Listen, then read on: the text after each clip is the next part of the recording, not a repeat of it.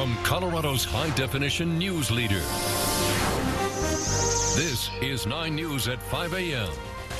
Good morning. I'm Brooke Thacker. I'm going to tell you about this little car. It was made by some gentlemen down here in Littleton, and it's changing lives a half a world away. You're going to want to stick around for this story. Now to a story you first saw here on 9 News. A group of veterans in Littleton have been making handmade toys to hand out to children on the other side of the globe. The story caught national attention when it was picked up by the NBC Nightly News, and last night the veterans got to see the reward for their hard work and generosity. 9 News reporter Brooke Thacker is over at the Holly Creek Retirement Center this morning. Hi, Brooke. Good morning, Kyle. Yes, it's an amazing story, a very touching story. As you said, I'm here at the Holly Creek Retirement Center. Russell Yost, he is one of the gentlemen, the veterans, who are with Toys for God's Kids, and thank you for getting up so early to talk to us. You're welcome. Tell me, how did you get involved with this organization, making these cars to send to kids over in Afghanistan? Used to be a carpenter at one time in my years, and I like to work with wood, and I had a shop in my basement back in Pennsylvania. Got it. I could make different things. I even made ball bats on a lathe down there. So when it was explained to you what they were doing, they were wanting to send these toys to kids in Afghanistan, that was something you wanted to get involved in? I figured I could do most anything with wood. So I went down, and next thing I know, I'm hooked. Well, the story aired last night on Nightly News, and you got to see the end result of your toy making for 3 years. What did you think of that when you saw those children? That little boy was looking at the camera, and he was up like that and looking, and that got me. It was very touching, wasn't it? Yeah. Not too many people, a lot of people, give to charity organizations, and they never necessarily get to see the end result. That's right. Yeah. Well, we've seen the end results. It was powerful. Yeah. What do you plan? Are you still making cars? Yes. And you guys made 21,500 cars. Yeah. That's a lot of cars. That sure is. So do you hope to send more toys over to Afghanistan? Well, yeah, we're still making some, but not on a production scale like we had there for making them 21,000. The shop that we have is too small, and the air in there isn't too great, and all that dust with 6 guys running, it was just too much. Well, so we decided to downsize and 1 or 2 guys at a time go in there and work for an hour or so at a time. Maybe things will change now. No. Maybe, you never know. Well, we might get a bigger shop. I don't know. There you go. Russell Yost, he is retired from the Air Force, served in World War II, and now helping children on the other side of the globe. Thank you so much, Russell. You're welcome. Appreciate it. So, Kyle, it's just an amazing story, and to see all those kids that just were grabbing for those toys, and we're so excited to receive them, all from just a small, tiny, simple little car. Those are nice toys, and like Russell said, that one little boy's sparkle in his eye. Oh, it's just wonderful. Oh, it is. Thanks, Brooke. Learn more about Russell on our morning show webpage on 9news.com. The greatest generation at work once again. Yeah.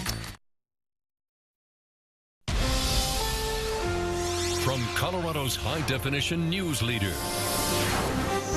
this is 9 News at 6 a.m. Good morning. I'm Brooke Thacker, and I'm going to tell you about this little car. It's changing lives across the globe. They're made right here in the Denver metro area.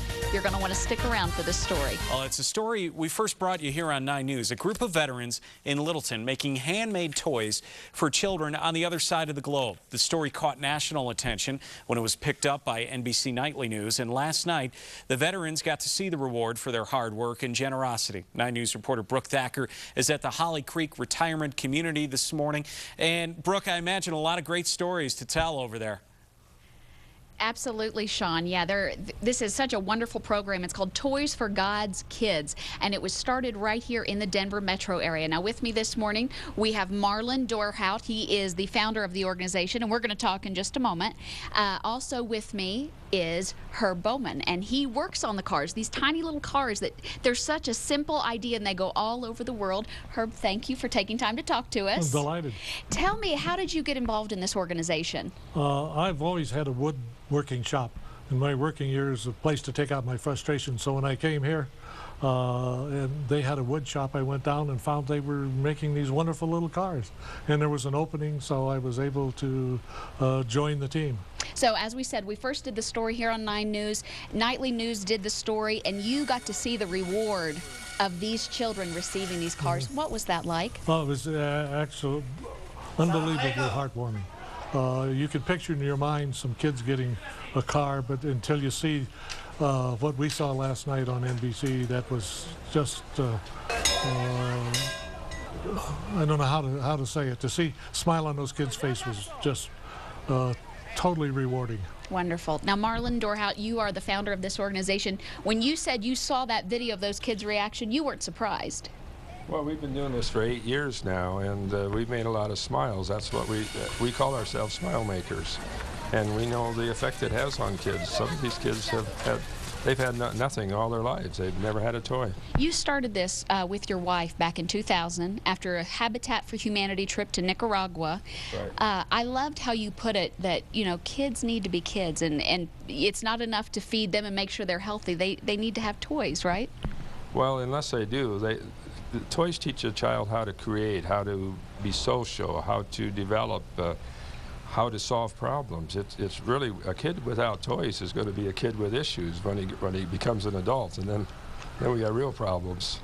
Tell me, this is actually really taking off. You guys are sending little cars all over the world. You're looking for some help, though, right? Well, we can use more toy makers. There's about 2 billion kids in the world that don't have, they're poor, let's put it that way, and could use a toy. So it'll take a while to get 2 billion toys made, but we've got 180-some thousand out now, so we're getting there. And what is the number of how many cars you've sent out? It's just over 180,000, and they're in about, well, nearly 100 countries. That's wonderful. Thank you so much. Appreciate you taking time to talk to us, getting up early. You're quite welcome. So, Sean, this is really a great organization, and as you saw, the reaction on those kids' faces just from something as simple as a wooden toy car. Made it all worthwhile. Okay, Brooke, Yes. thank you. Toys for God's Kids is still going strong. Their next project will be to send toy cars to children in South Africa. You're watching 9 News at noon, Colorado's high-definition news leader, with Gary Shapiro, Kyle Dyer, and meteorologist Becky Ditchfield on the 9 News Networks, Colorado's Information Center. There are so many times when you donate your time or energy to a charity and you really don't get to see the end result. Well, that was the case for a Denver organization that sent toys across the world.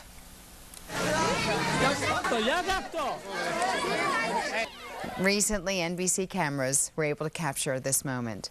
Those small toy cars were made by an organization here in the Denver area called Toys for God's Kids, and they were shipped to the Kapisa province just outside of Kabul, Afghanistan. Look at that boy.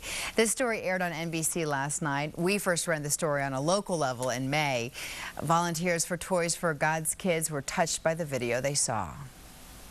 Oh, that was nice. I like that. Them kids grabbing for them cars. To see those kids and the smiles on their faces and knowing that that was the first time that most of them had any kind of a toy, it's truly remarkable. A kid without toys is going to have problems as an adult. They just don't develop socially. They don't know how to solve problems. They don't know how to create. They just don't know how to interact with their peers or with adults or with, you know, it's just amazing what a toy can do for a kid. And so that's what we wanted to do. Besides the retired volunteers, many of the car parts are sent to nursing homes to be used as therapy for patients. Toy cars have been shipped all over the world, including China, Peru, Ghana, Africa, just to name a few.